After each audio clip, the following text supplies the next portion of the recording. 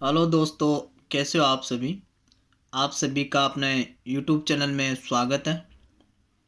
आप सभी पर माँ सरस्वती जी का आशीर्वाद बना रहे और यही कामना करते हैं कि आप जल्द से जल्द अपना अपना मुकाम हासिल करो।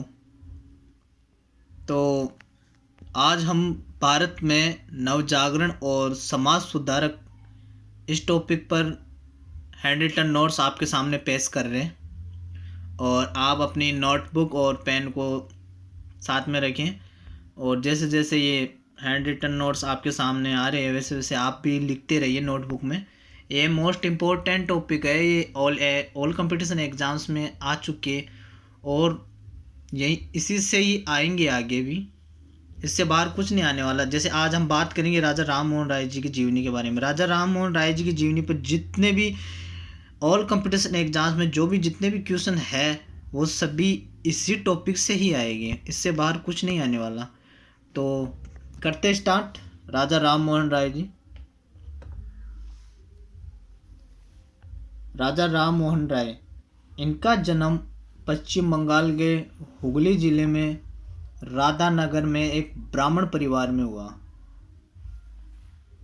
राजा राम मोहन राय, इनका जन्म 22 मई 1772 को पश्चिम बंगाल के हुगली जिले में राधानगर में एक ब्राह्मण परिवार में हुआ। आप याद रखना ये डेट, इनकी डेट ऑफ बर्थ 22 मई 1772, जन्म स्थान पश्चिम बंगाल के हुगली जिले में राधानगर में एक ब्राह्मण परिवार में हुआ था। और इन्हें आधुनिक भारत का प्रथम समाज सुधारक भी बोलते हैं। प्रथम समाज सुधारक इनको इसलिए बोलते हैं कि इन्होंने समाज में जो व्यापक उस समय कुरीतियाँ थी उनके खिलाफ इन्होंने संघर्ष किया था। हमारे देश में जाति व्यवस्था, छुआछूत, अंधविश्वास और कई नशीले पदार्थ के इस्तेमाल से अपना समाज जूझ रहा था। इन्होंने देखा कि अपने समाज में इतनी कुरीति है, जैसे बाल विवाह, बहु विवाह और महिलाओं की निरक्षरता।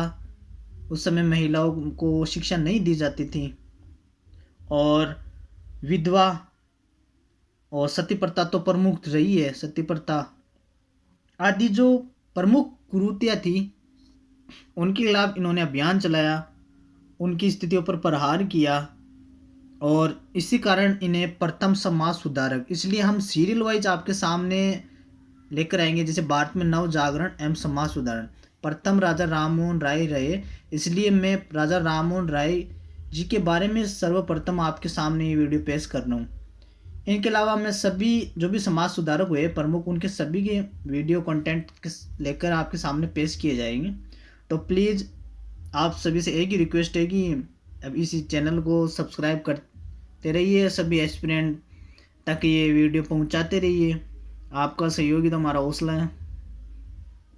ऐसे हैंड रिटन नोट्स ही आपके सामने देते रहेंगे और जो मोस्टली होगी वही दिए जाएंगे।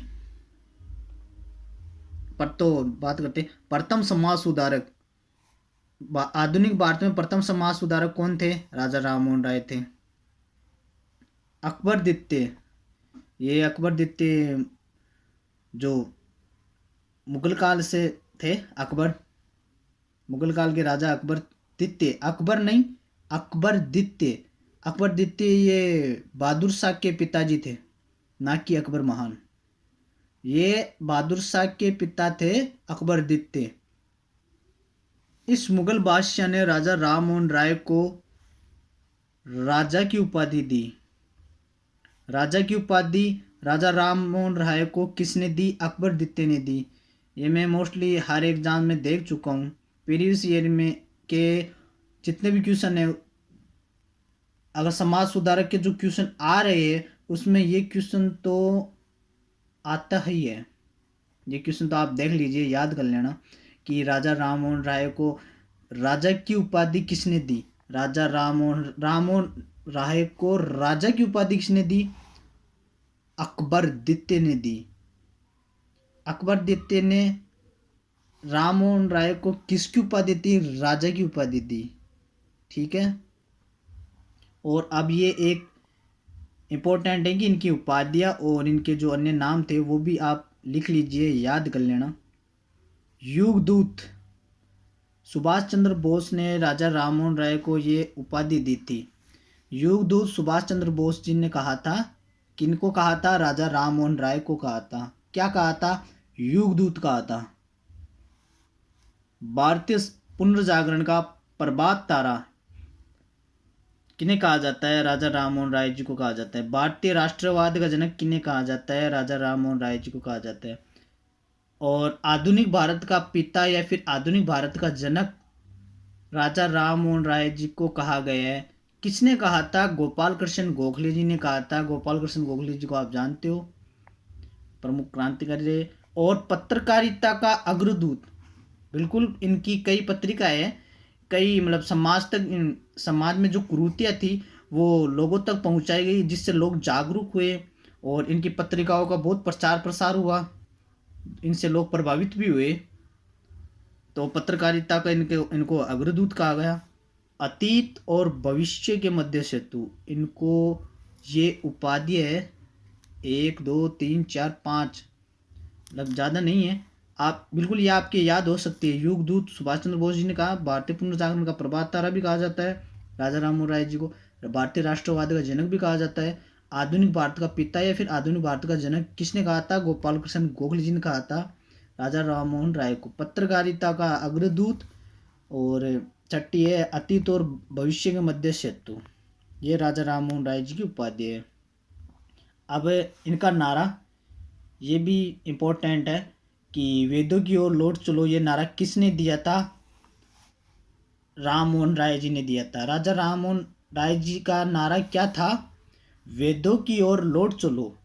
ये वेदांत की ओर भी विश्वास करते थे, बट इनका कथन था कि मैं ओनली धर्म का विरोध, मैं ओनली धर्म का नहीं, उसमें जो व्यापक जो बुराई है ना, ये जो प्रथा है, ये कुप्रथा है जो समाज को विचलित कर रही थी, गंभीर कर रही थी, कायर कर रखी थी, ये जो प्रथा है उनका मैं विरोधी हूँ। एक चीज मैं और बता रहा हूँ कि ये जो सती प्रथा है इनसे ये अति प्रभावित क्यों है? अति प्रभावित ये इसलिए हुए कि इनके बड़े भाई की जब मृत्यु हुई तो इनकी बड़े भाई की पत्नी जो इनकी भाभी थी वो इनके भाई की चिता पर जा लेटी थी। ये भयानक मंजर और ये भयानक खौफनाक मंजर जब उन्होंने देखा तो उनका मन दयनीय विचलित हो उठा कि क्यों, आखिर क्यों एक स्त्री पुरुष की चिता पर लेटी गई? क्यों? पुरुष था वो तो चलो उनका तो देहांत हो गया, बट ये स्त्रियां, मतलब जीवित स्त्रियां, मतलब अपने पति की चिता पर लेट रही है, आखिर क्यों? ये कुरीतियाँ कब तक चलेगी? फिर उन्होंने सती प्रथा पर एक भयानक आंदोलन किया, पूरे भारत में प्रचार प्रसार किया। और इनका संबंध बंगाल से था, पश्चिम बंगाल, वहीं से ये उठाया गया आंदोलन। हाँ, एक चीज़ आप याद कर लेना कि उस समय भारत में जो गवर्नर का साथ था वो थे Lord William Bentinck. Lord William Bentinck इनसे प्रभावित हुए सती प्रथा वाले आंदोलन जागरूकता से। और सती प्रथा का जो रोक लगाने वाले कानून सर्वप्रथम लॉर्ड विलियम बेंटिंक ने सती प्रथा पर रोक लगाई थी। ये चीज़ याद कर लेना कि सती प्रथा पर रोक किसने लगाई थी सर्वप्रथम, ये क्वेश्चन आता है, इम्पोर्टेंट है कि सती प्रथा पर किस गवर्नर ने रोक लगाई थी? Lord William Bentinck. Lord William Bentinck Raja Ram Mohan Roy ji से प्रभावित हुए थे सती प्रथा वाले आंदोलन से। इनको लगा कि हाँ बिल्कुल ये बात अति उचित है, इसलिए इन्होंने कानून बनाया था सती प्रथा पर। ओके, वेदों की ओर लौट चलो, ये राजा राम मोहन राय जी का नारा था। और ये चीज ये भी इम्पोर्टेंट है, प्लीज लिख लेना, ये भी याद कर लेना, नोट कर लें। तूफात उल मुवाहिदीन, ये नाम थोड़ा अटपटा है, थोड़ा लगेगा कन्फ्यूजन में, बट याद हो जाएगा। तुहफात उल मुवाहिदीन, एक इसको एकसरवादियों का उपहार भी बोलते हैं। 1809 ईस्वी में राजा राममोहन राय जी द्वारा फारसी भाषा में प्रकाशित पुस्तक थी तुहफात उल मुवाहिदीन। एकसरवादी की जो परंपराएं थी, एकसरवादियों को जो प्रचार प्रसार था, ये इस पुस्तक में प्रकाशित किया गया था, तुहफात उल मुवाहिदीन। ये राजा राममोहन राय जी द्वारा 1809 ईस्वी में प्रकाशित की गई पुस्तक थी। इसकी भाषा थी फारसी और इसे प्रथम पुस्तक बोलते हैं राजा राममोहन राय जी द्वारा। जो कई पुस्तकें हुई उनमें प्रथम पुस्तक कौन सी थी? तुहफात उल मुवाहिदीन, एकेश्वरवादियों का उपहार, जो फारसी भाषा में राजा राममोहन द्वारा रचित पुस्तक थी। तुहफात उल मुवाहिदीन के रचनाकार कौन थे? राजा राममोहन राय। जो पुस्तकों का एक मुख्य पार्ट है अपने जीके में कि पुस्तकों के लेखक और इनकी प्रकाशित पुस्तकों में ये पुस्तक बिल्कुल पूछी जाती है। तुहफात उल मुवाहिदीन राजा राममोहन राय द्वारा रचित पुस्तक थी, फारसी भाषा, प्रथम पुस्तक, 1809 ईस्वी में रचित। इन्होंने सन 1817 में कलकत्ता में हिंदू कॉलेज की स्थापना में डेविड हेयर का सहयोग किया था।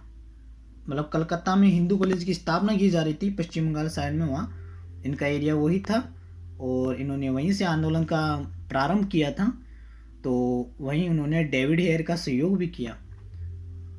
इनकी पत्रिका जो, ये भी इम्पोर्टेंट है, याद रखना, ये याद हो जाएगी। इनकी पत्रिका संवाद कौमुदी, संवाद कौमुदी के लेखक कौन है? राजा राममोहन राय। संवाद कौमुदी किस भाषा में है? बंगाली भाषा में, क्योंकि इनका वो एरिया बंगाल का था। तो प्लीज़ ये याद कर लेना। ये पत्रिका एक साप्ताहिक पत्रिका थी जो सप्ताह में एक बार आती थी। इससे लोग अति प्रभावित हुए।